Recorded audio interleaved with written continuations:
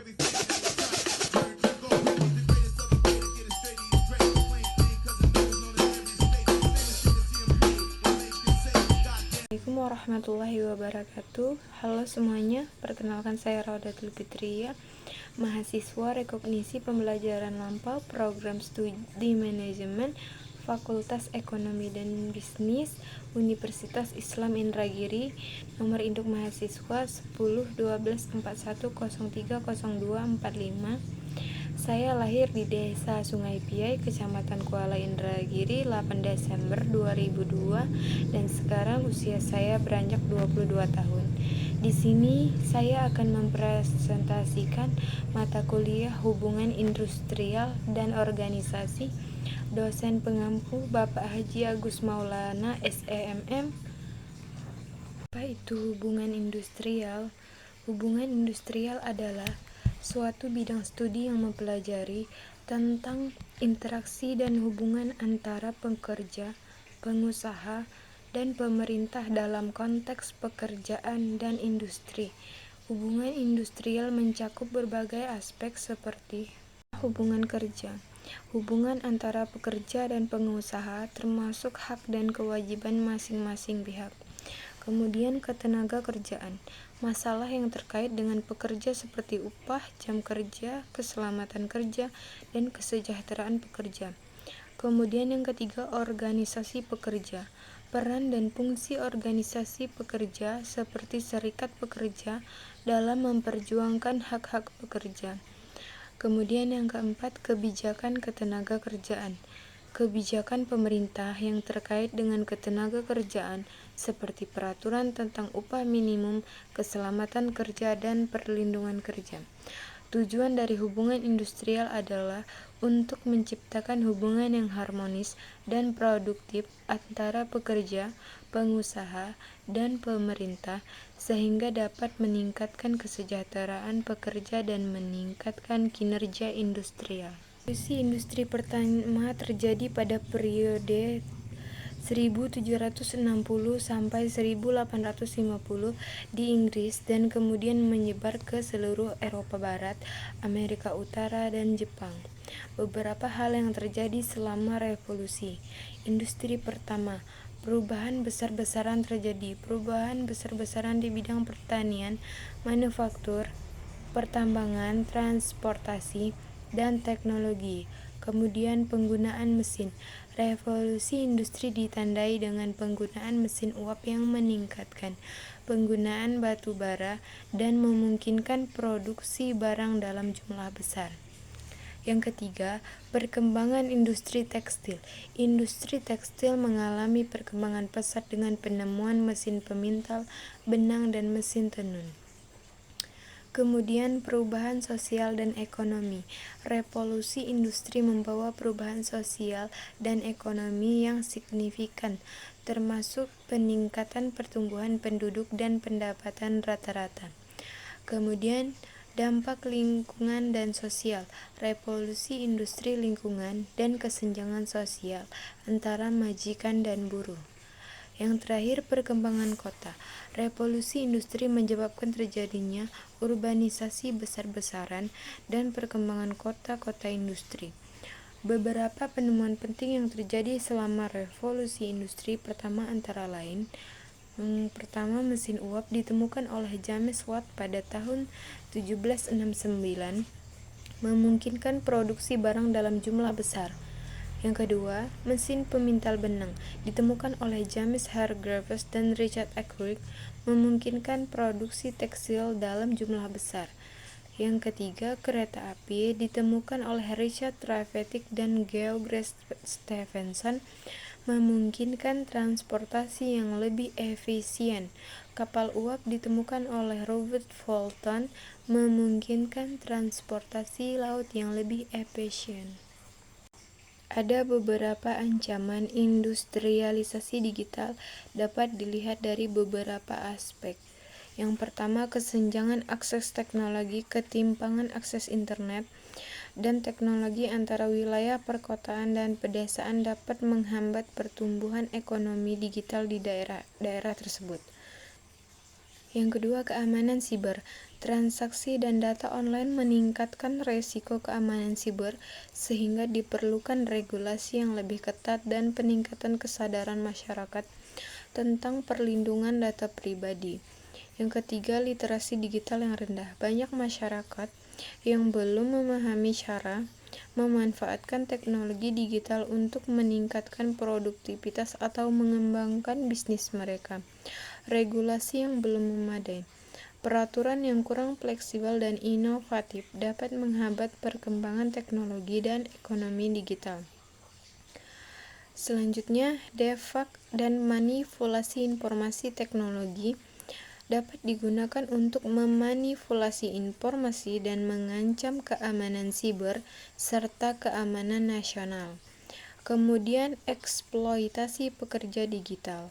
Hubungan kerja yang tidak jelas dan tidak ada kepastian dalam kontrak kerja dan upah dapat menyebabkan eksploitasi pekerja digital.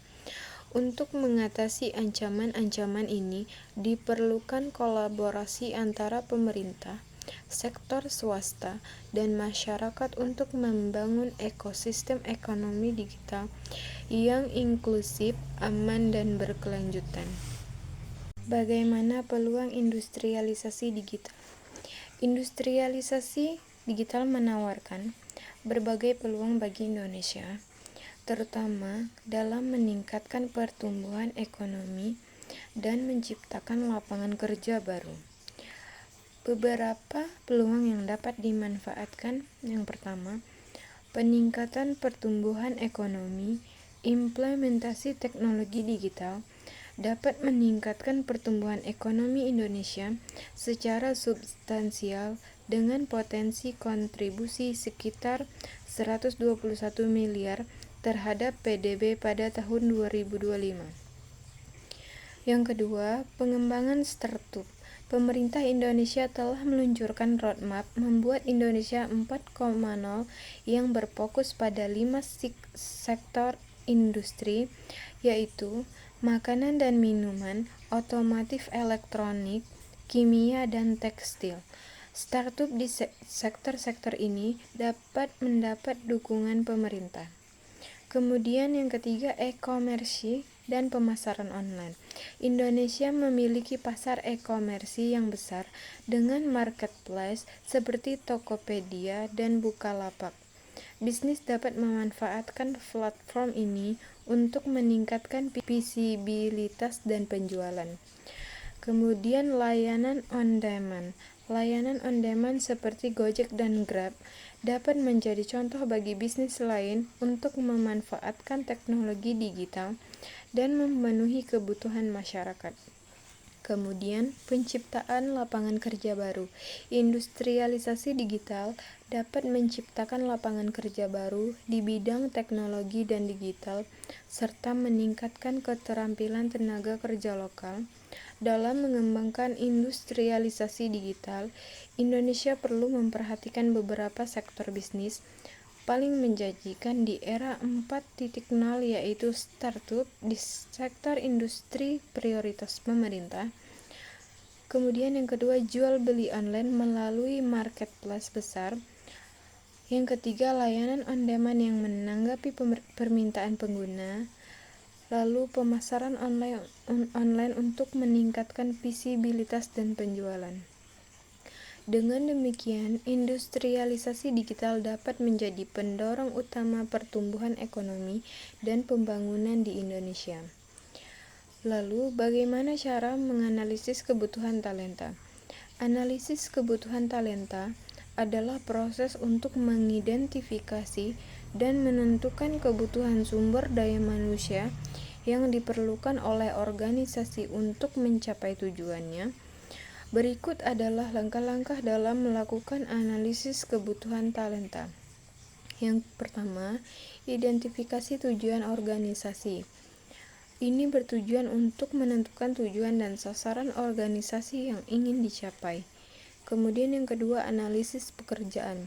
Mengidentifikasi pekerjaan-pekerjaan yang ada dalam organisasi dan menentukan keterampilan dan kompetensi yang diperlukan untuk setiap pekerjaan. Ketiga, identifikasi kesenjangan, menentukan kesenjangan antara keterampilan dan kompetensi yang ada saat ini dengan diperlukan untuk mencapai tujuan organisasi. Keempat, prioritas, menentukan prioritas kebutuhan talenta berdasarkan tujuan dan sasaran organisasi. Yang kelima, pengembangan strategi untuk memenuhi kebutuhan talenta seperti pelatihan, rekrutmen, dan pengembangan karyawan. Dengan melakukan analisis kebutuhan talenta, dapat mengidentifikasi kebutuhan SDM yang tepat, memastikan bahwa strategi untuk meningkatkan keterampilan dan kompetensi SDM, kemudian meningkatkan kinerja organisasi dengan memiliki SDM yang kompeten dan terampil. Analisis kebutuhan talenta dapat membantu organisasi dalam memuat keputusan yang tepat tentang pengembangan sumber daya manusia dan meningkatkan kinerja organisasi secara keseluruhan. Bagaimana cara identifikasi calon talenta? Ada beberapa cara untuk mengidentifikasikan calon talenta. Yang pertama, evaluasi kinerja. Dengan mengevaluasi kinerja karyawan yang ada saat ini untuk menentukan potensi mereka sebagai calon talenta. Kemudian, asesmen kompetensi. Melakukan asesmen kompetensi untuk menentukan keterampilan dan kemampuan karyawan. Lalu yang ketiga, pengamatan. Mengamati perilaku dan kinerja karyawan dalam melakukan tugas-tugas mereka. Keempat, rekomendasi. Menerima rekomendasi dari manajer atau supervisor tentang karyawan yang berpotensi sebagai calon talenta. Lalu, penggunaan teknologi. Menggunakan teknologi seperti platform pengembangan talenta atau sistem manajemen kinerja untuk mengidentifikasi calon talenta.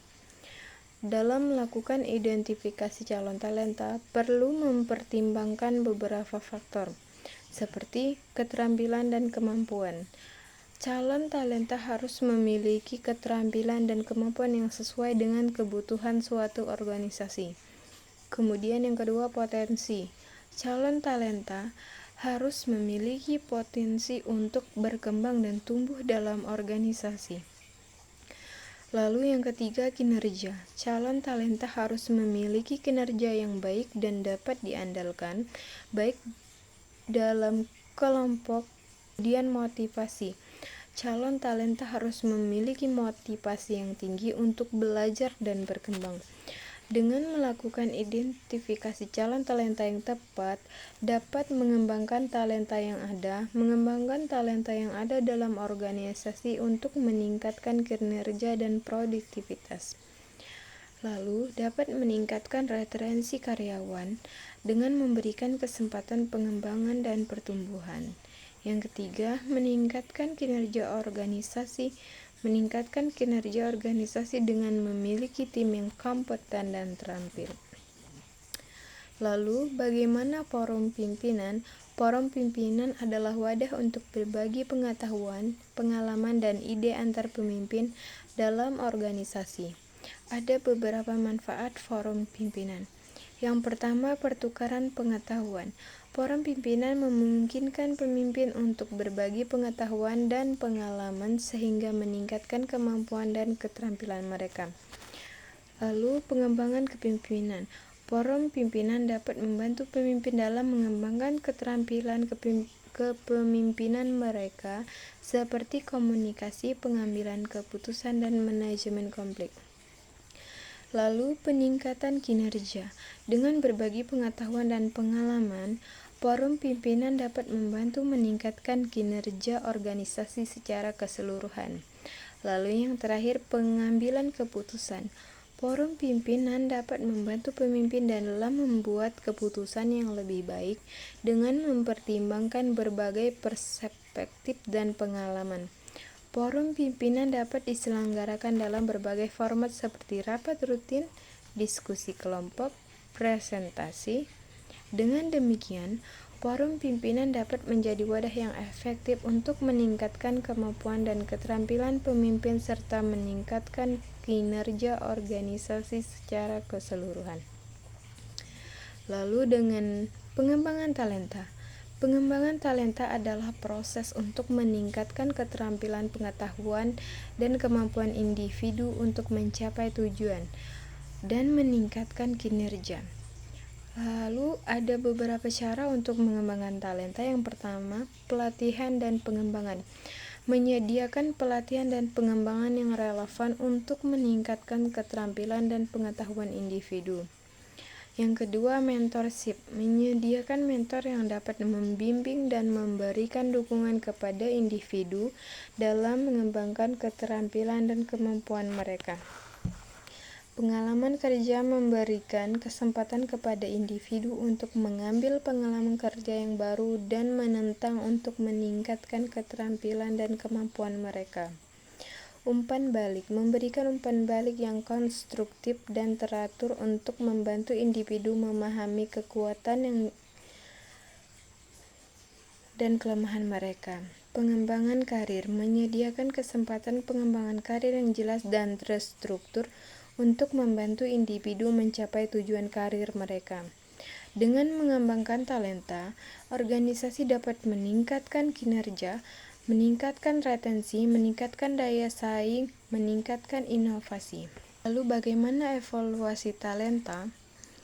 Evaluasi talenta adalah proses untuk menilai dan mengukur kemampuan, keterampilan, dan potensi individu dalam organisasi. Ada beberapa cara. Yang pertama, asesmen kompetensi. Melakukan asesmen untuk menilai keterampilan dan kemampuan individu. Lalu evaluasi kinerja. Mengevaluasi kinerja individu berdasarkan target dan sasaran yang telah ditetapkan.